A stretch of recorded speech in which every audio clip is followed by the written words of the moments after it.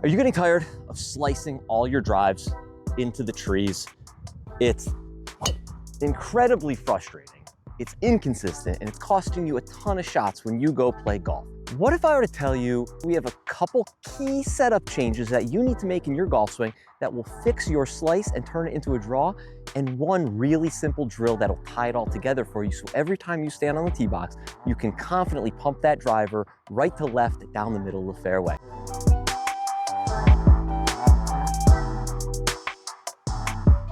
Slicers of the golf ball. They tend to do three things I see every single day that need to be corrected. The first being ball position. So to understand why ball position is important is it directly affects the face and the path, which is kind of the equation of hitting a golf ball straight. So if I set up to a golf ball, my preference would be that my lead shoulder and the golf ball kind of match up. They're in one straight line here from the ball to my lead shoulder. When I hit the ball, my shoulders will turn and tilt, and I'll hit the golf ball at impact. My lead shoulder will be a little bit higher, but it will get right back to that same line. Now here's the problem. If we've got a golf ball teed up and the ball's really far forward, now I see this a lot. I see the ball really far forward because guess what? We get told all the time we got to swing up on the golf ball. We got to hit up on it. So guess what? If I put the ball really far forward, I got to be swinging up, right? Well, yes, you'll be swinging up, but guess what? Not only are you going to be swinging up, you're also going to be swinging the most across the golf ball. Your path will be the most out to in. The path is going to be the thing that curves the ball for you. So an out to in swing path is probably going to make the ball banana slice. You're going to be that guy that hits it way out to the left and hopes it slings back in. And then some days you hit the dreaded straight ball, right? And it just goes left of left. So your job is, if you're the guy that brings that golf ball way too far forward, bring it back to the lead shoulder.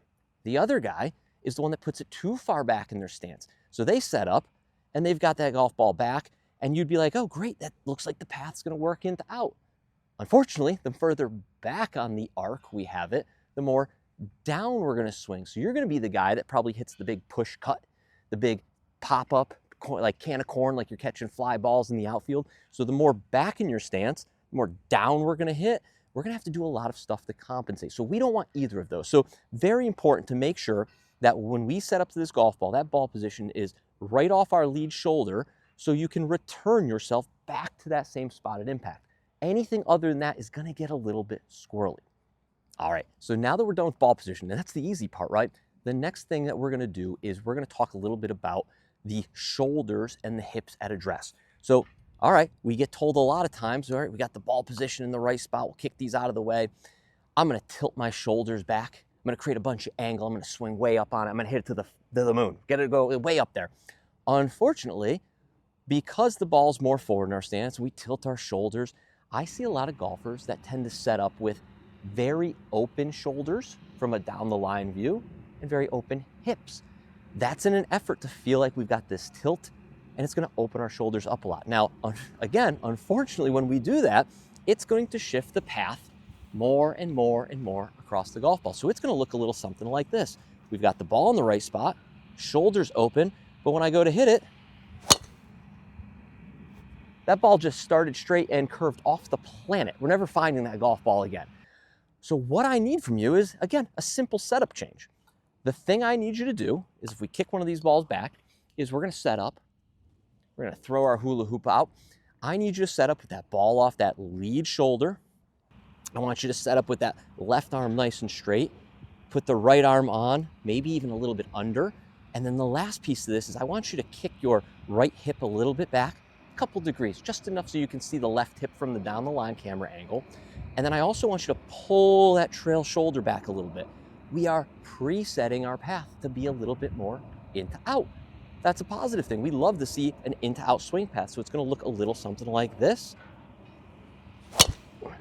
And that ball started straight and drew.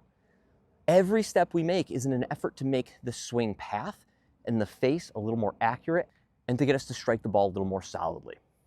All right, and the last piece of the puzzle, and you kind of see everything starting to compound itself, is when we set up to the ball, we can have our left shoulder and the golf ball lined up. We can have our shoulders very square and maybe a little bit shut. And the last piece of this is the grip. This is one of the biggest things I tend to see. Now, I don't see a ton of players on my lesson tee with a weak grip. A lot of players have a weak grip, have a really hard time controlling the face. Yes, obviously the weaker the grip, generally the more to the right the ball's going to start. We're going to have more slices, more shots that go way out to the right. What I do tend to see is I tend to see players with strong lead hand grips. So if I place my hand on the club, I get set up appropriately and I get my hand in a strong, slightly strong position. I see a couple knuckles down here. This is what I tend to see. I see players that get their trail hand too much on top of the golf club. So yes, that might be good for some players, but not for what we're doing here. It's really great if you're trying to hit a bunker shot because the face will get more open. But I see a lot of players that take that trail hand, stick it too much on top of the golf club. And you can see here, if I walk up to the camera, my hand is too much on top of my trail hand. My preference is to see my hand a little more on the side of the shaft, almost feel like it's like a ping pong paddle where I can press against the side of it, not on top. So if I back it up, I want you to set up, ball off that lead shoulder. I want you to place your hand on the side of the golf club and start to put your fingers back on the club in that manner. What you need to feel is some pressure on the club going in this direction, not your hand on top, twisting it open or closed. So we're going to take that trail hand, stick it more on the side. So when you hit the golf ball, the face will be a little more square. That is going to make sure the ball starts in the right direction. So all the pieces we did from setup at the ball position affects the path of the club. The grip affects the face of the club. The shoulders affects the path of the golf club. Everything that we do is for face and path. So once you understand that, we can make up a drill and pull it all together. So this drill is going to be so simple. All you need is 3 alignment rods. So I've got a few here. I've got a white, a red, and a yellow. I'm going to drop my club on the ground. So all I need you to do is we're going to take this white alignment rod and stick it in a down the line view position, kind of directly at the target. Now from this view, I'm going to take my red alignment rod and stick it directly in line with the white one. That is now my target line. It's actually in 3 dimensions because it's up in the air. The yellow rod, maybe about a foot away from the red one. All right, and so if you're a football guy, we got field goals out here now. So what I need you to do is I need you to set yourself up to be able to kick these field goals, right? So we said path, super important. So path is affected by ball position. So number 1, get the ball position off that lead shoulder. That would be great. If you're feeling really good, maybe you take a couple extra alignment sticks and maybe you can make a little workstation for yourself. Okay, so we got that ball off that lead shoulder, got the stick in that same position. And now I've got my swing path. The yellow stick is going to be the direction I want to swing in. So when I see people set up, and even if they set up properly, the last piece of the puzzle is we need to be able to control the path.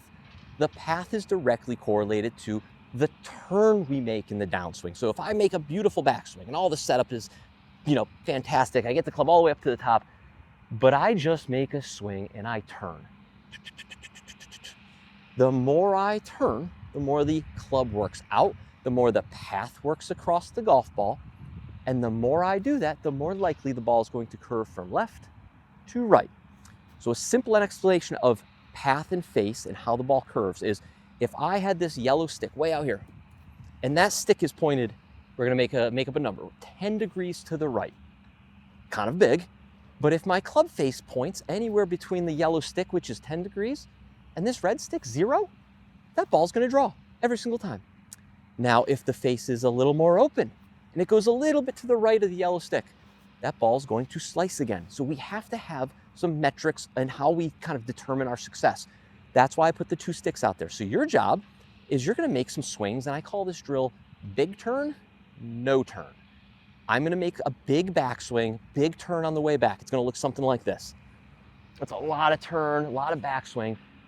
When I see slicers of the golf ball, they tend to do this one thing in the downswing. They tend to add all the turn first and try to play catch up later. So as I turn the most, I bring the club the most across. I swing to the left of that red stick, which is the exact opposite we need to do. What I want you to do is I want you to make that big turn and then feel like you have no turn coming through. Your hips might turn a little bit, maybe back to the golf ball, maybe a little bit towards the yellow, but I want you to exaggerate, making the least amount of turn possible. That's the kicker of the drill. So your job is you're gonna set up and you're gonna make some swings, big back swings, and you're gonna make no turn down swings. I moved, my arms went around me, but I didn't rip around and spin like a top. Yeah, some golfers have the ability to do that because they can coordinate how down the arms work with the turn. If you're a slicer, we're just fighting to keep the club from going out. So your job is you're gonna rip a couple shots that are every single swing, you are purposely trying to toss that club as hard as you can to the yellow stick. So that's the first couple swings you're gonna make. Here we go, let's do it again. Okay, big turn on the way back, shoulders stopped short of my target on the way through. And the last piece of this is we need to coordinate the face.